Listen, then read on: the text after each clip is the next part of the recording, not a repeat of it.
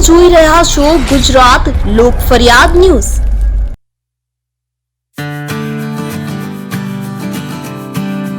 અમદાવાદમાં મણિકર્ણિકા સંસ્થાના જન્મદિન પ્રસંગે થયું ભવ્ય આયોજન। અમદાવાદમાં સુભાષ બ્રિજ ખાતે ઇક્વાલિટી હોટલ ખાતે અખિલ ભારતીય મારવાડી મહિલા સંમેલન એટલે કે મણિકર્ણિકા સંસ્થાનો જન્મદિન પ્રસંગે ભવ્યાતિ ભવ્ય ઉજવણી કરવામાં આવી હતી। આ ઉજવણીમાં 85 મેમ્બરથી વધારે બહેનોની ઉપસ્થિતિ રહી હતી। ઉજવણી વખતે બહેનો દ્વારા નાચ કૂદ હાઉસી ગેમ સાથે ડાન્સ પાર્ટીનું આયોજન કરવામાં આવ્યું હતું।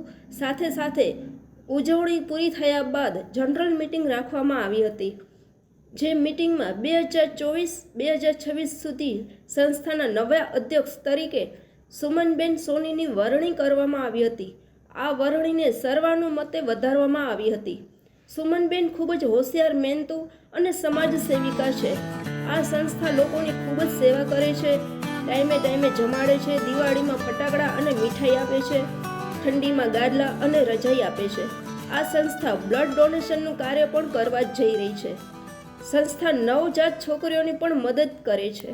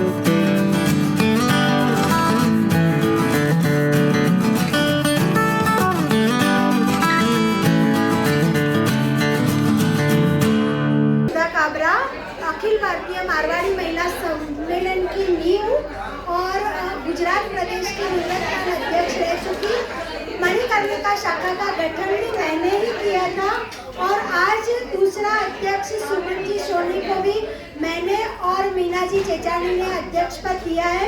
इस बात की खुशी है कि मणिकर्णिका शाखा हमारे अंतर्गत जो भी कार्य कर रही है बहुत सुचारू रूप से कर रही है। Thank you so much.